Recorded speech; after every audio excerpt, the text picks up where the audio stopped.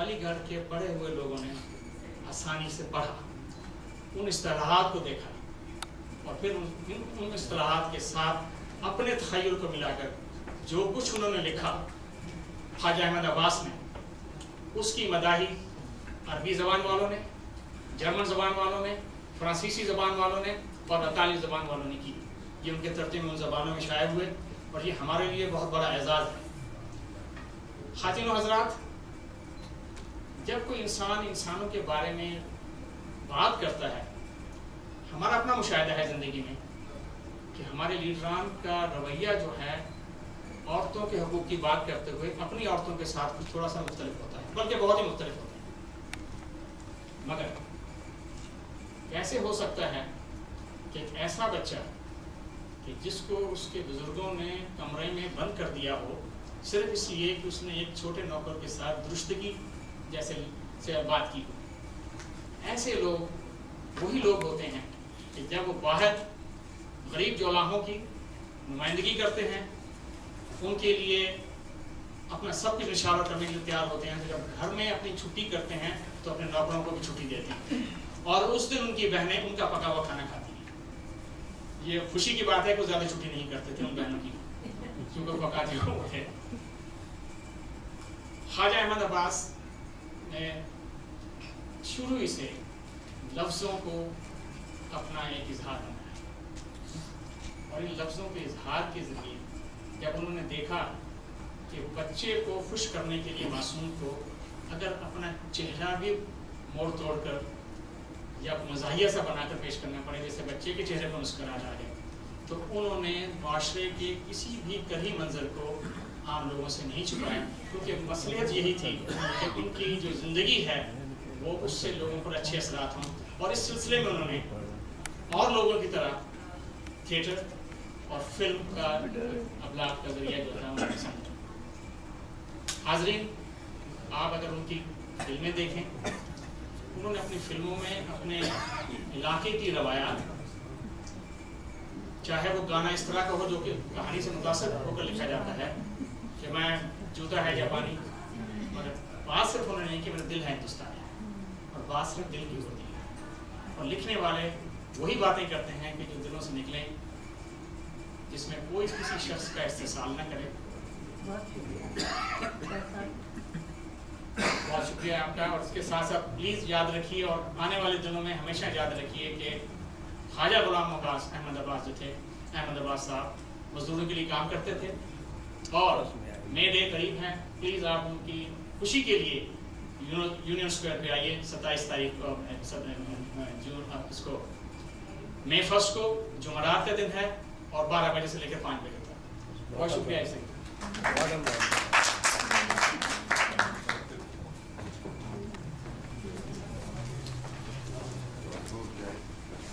ہم لوگوں کو ایک ویڈیو ملا جس میں بہت ہی خوبی سے خواجہ عباس کے تمام کارناموں کا ذکر کر دیا گیا تھا، تو بجائے لمبی تقریریں کرنے کے ہم نے سوچا کہ وہ آپ کو دکھانا چاہتا ہے۔ آدرش کی نشانی ہوتی تھی، اور وہ اس کے اندر پیسے بنانے کی کوشش نہیں کرتے تھے، اپنے پیغام کو پہنچانے کی کوشش کرتے تھے۔ خواجہ صاحب کی خوش قسمت یہ تھی کہ جو ان سے ملتا تھا ان سے محبت کرنے لگتا تھا، جو ان کے بارے میں پڑھتا تھا وہ ان سے محبت کرنے لگتا تھا۔ اس وقت یہاں پر ہمارے صدر اور مہمان خصوصی دونوں کو ان سے ملاقات کا شرف حاصل ہے۔ شاید طاہرہ نقوی جو بولیں گی وہ بھی ان کو جانتی تھی، اور میری زندگی کے بچپن کے تمام حسین ترین لمحات ان کی پاس گزرے ہیں۔ اس وقت ہمارے پاس ایک ایسے صاحب موجود ہیں جنہوں نے خواجہ احمد عباس کی طرح افسانہ نگاری اور فلم میکنگ میں بھی اپنا نام بنایا ہے، اور خواجہ صاحب کی محبت میں بڑی محنت سے ان کی تمام کھوئی ہوئی فلموں کو جمع کیا ہے۔ یہ بہت بڑا کام ہے۔ دیکھیے جو فلمیں دکھائی گئی ہیں آپ کو، کیونکہ کمرشل سکسیس تھی تو آپ کہیں بھی دے سکتے ہیں۔ ممتاز حسین نے خود سے مام جان کی کھوئی ہوئی فلموں کو جمع کیا ہے۔ میں ان سے درخواست کرتی ہوں کہ آئیں اور خواجہ احمد عباس کی فلموں کے اوپر روشنی ڈالیں۔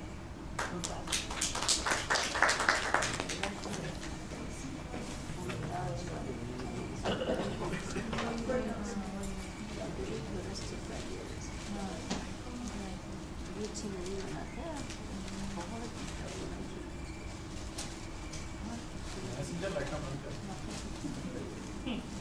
साहिब सदर मोहसिन नकवी साहब की इजाज़त से आज मैं एक शख्स को बहुत मिस कर रहा हूँ। तारा नकवी बैठी हैं, उनके हस्बैंड ज़फ़र साहब से मेरी घंटों फिल्म पर बात होती थी और हम मिल के कुछ गाने इकट्ठे गाया करते थे, जिनमें एक गाना उनकी फिल्म का था ज़िंदगी है या कोई तूफ़ान है, हम तो इस जीने के हाथों में चले। पहली फिल्म थी, उसको लेकर मैं अभी बाद में करूँगा। एक अफसाना निगार, नावल निगार, कालम निगार जब कैमरे के लेंस और रोशनी को अपना कलम बनाकर पर्दा स्क्रीन पर अपने दिमाग की करेंसी को लफ्ज़ों में खर्च करना शुरू करता है, तो सिनेमा के पर्दे के पीछे एक कमाल शख्स उभरता है, ख्वाजा अहमद अब्बास, जो अपने मुशाहिदे की आंखों को अपनी हथेली पे सजाया, ज़िंदगी के मुख्तलिफ पहलुओं को सफ़ेद और स्याह, जिसको मैं ब्लैक एंड वाइट ज़रूर कहूँगा क्योंकि ये टर्म्स मोर एक्सेप्ट की जाती है तब समझ आती है। ब्लैक एंड वाइट से सब रंगों को छानता हुआ हिंदुस्तान के सिनेमा की तारीख की फितरत के तज़ाद को नुमाया करता है। काले अंधेरे में बहुत ज़्यादा सफ़ेद रोशनी देखने वाला ये फिल्म साज तारीख के सफ़ों की काली स्याही को रंग बिरंगी बनाने वाला उर्दू के शाही ख़ानदान से तल्लुक़ रखता है। मौलाना हाली के ख़ानदान का यह तनावत रख पे महकने वाला अदब का फूल, जिसकी खुशबू अदब, तारीख, आर्ट और सोशो इकनॉमिक के दर्जा बंदियों में बटे हुए माशरे की तकलीफ़ों को अपने कलम और फिल्म के मरहम से दुखते हुए फोड़े का इलाज जड़ी बूटियाँ बनकर माशरे की तकलीफ़ों का मरहम बनता है। ख्वाजा अहमद अब्बास की पेशा वाराना सलाहियतों को मैं 3 हिस्सों में बांटता हूँ। फिक्शन राइटर, जिसमें नावल, फिल्म स्क्रिप्ट और अफसाने शामिल हैं। जर्नलिज्म, जिसमें पॉलिटिकल, सोशल और माशी अफराद पर उनकी तहरीर है। और फिल्म फिक्शन या हकीकत को कैमरे के दिल में कैद की हुई दस्तावेज़ात ज़िंदगी के मुकदमे के लिए एक सबूत है। ख्वाजा अहमद अब्बास की जर्नलिज्म में खिदमात की शुरुआत नई दिल्ली के एक अखबार नेशनल कॉल से हुई और बाद में अलीगढ़ यूनिवर्सिटी के मैगजीन ओपिनियन में लिखना शुरू किया। 1935 में बॉम्बे क्रॉनिकल में फिल्म पर तबसरे का काम उन्हें फिल्मों में खींच लाया और बाद में बॉम्बे टाकीज में बाकायदा लिखना शुरू कर दिया। उनका सबसे मशहूर कालम लास्ट पेज हिंदुस्तान की तारीख में सबसे लंबी उम्र पाने वाला हफ्ता वाराना कालम को अहमियत हासिल है, जो हिंदुस्तान की सियासी तारीख की नकाब कुशाई करता है। उनकी सियासी आगाही उनको विरसे में मिली थी, क्योंकि उनके दादा को अंग्रेज़ों ने 1857 की जंग आज़ादी में पानीपत में तोप के दहाने से बांधकर उड़ा दिया था। उनका एक खत जो उन्होंने गांधी जी को लिखा था, उनकी आखिरी सतर पढ़ के सुनाता हूँ। खत बहुत खूबसूरत लंबा है, लेकिन वक्त की कमी की वजह से सिर्फ आखिरी सतर। There is no room for prejudice. Give this little toy of ours, the cinema, which is not so useless as it looks, a little of upon attention and bliss, it will be a smile of tolerance. John Daniel ने उनके बारे में कहा था कि कोई फर्द वाहिद एक जजीरा नहीं होता, अगर वो होता है तो उस जजीरे का पानी कहीं ना कहीं समुद्र में जाके गिरता है। कोई भी फर्द मुआशरे के असरात से आज़ाद नहीं होता।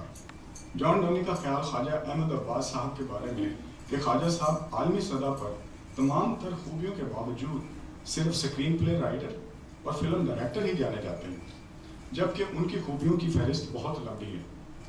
मैं ज़ाती तौर पर उनके नावल इनकलाब की फिक्शन राइटिंग में भरपूर सलाहियतों से माला माल ये नावल एक नावल निगार के गौर पे उनकी खुद किसी भी बड़ी फिल्म के मुकाबले खड़ा कर सकती है। उनका जो नावल फिल्मों के मुकाबले खड़ा होता है। रविकांत उनके बारे में कहते हैं, आम और ख़ास दोनों अब्बास साहब की फिल्मों में हैं। आई.ए. रहमान पाकिस्तान में पाकिस्तान टाइम्स के एडिटर अब्बास साहब हकीकत के दरवाजे को खोल देते हैं। ऐसे असुंजा अब्बास की ज़िंदगी एक सेलुलाइट का सफ़र है। ख्वाजा साहब की ज़िंदगी के सेलुलाइट के सफ़र को मैं 2 हिस्सों में तकसीम करता हूँ, एक मेन स्ट्रीम सिनेमा اور دوسرا سوشل ریئلسٹک سنیما.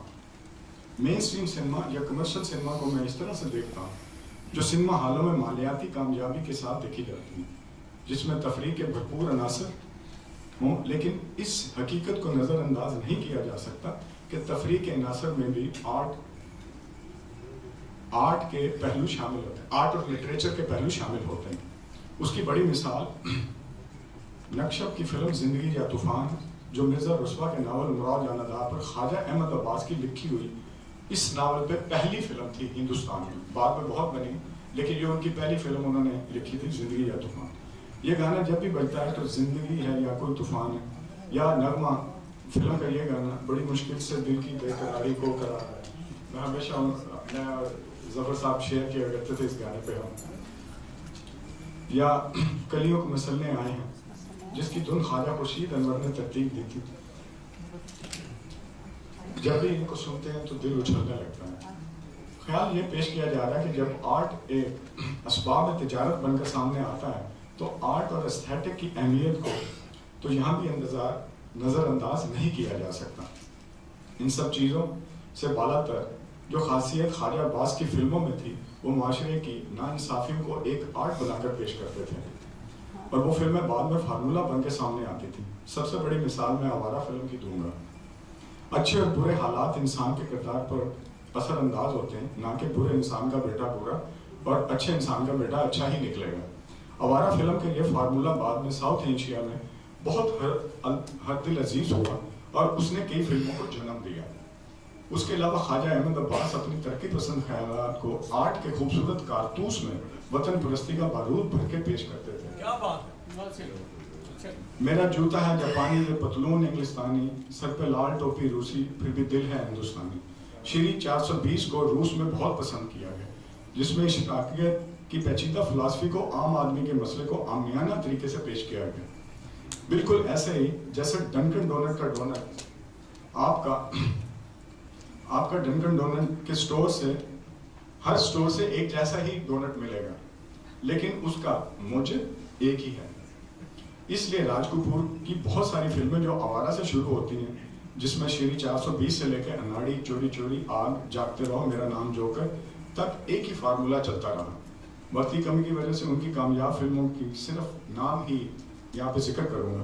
آج اور کل، آوارہ، انہونی، راہی، نغمہ، دروازہ، 12 دری، سب سے بڑا روپیہ، شیری 420، جاگتے رہو، بڑا بھائی، پردیسی، ہتھ کڑی، زندگی یا طوفان، ذرا بچ کے، قاتل، مایا محل، بمبئی رات کی بہوں میں، 7 ہندوستانی، میرا نام جوکر، 2 بوند پانی، لو ان گوا اور ہینا. ان کا پہلا سکرین پلے نیا سنسار جو کہ بکا تھا، اس کا نام تھا نیا سنسار، اور پہلی فلم تھی دھرتی کے لال، جس میں انہوں نے بلرار ثانی کو تعارف کروایا تھا، اور 7 ہندوستانی میں امیتابھ بچن کو، ابھی جیسے اس ڈاکومنٹری میں آپ نے دیکھا. اب میں سوشل ریئلسٹک سنیما کی طرف آتا ہوں.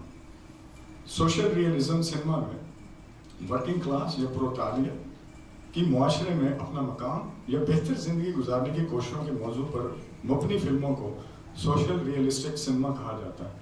یہ ایک حقیقت یا حقیقت کے قریب گزاری ہوئی زندگی کی فنکارانہ جدوجہد کو بصری آرٹ سے پیش کرنے کو کہتے ہیں، جس میں معاشی مشکلات، معاشی درجہ بندی سے ناانصافی کے موضوع کو پیش کرتی ہیں. خواجہ احمد عباس کی فنکارانہ صلاحیتیں انہیں عالمی سطح پر سوشل ریئلزم پہ بنی ہوئی فلمیں ہی ان کا تعارف کرواتی ہیں. ان کا اپنے وقت کے عالمی سطح کے سنیما کے ساتھ ہم قدم ہونا اس بحث کی دلیل ہے کہ ان کے افق کی حد صرف بحر ہند تک ہی محدود نہیں تھی، بلکہ دنیا کے تمام سمندروں کا پانی ان کے فن کو رنگین کرتا تھا. کیا بات ہے.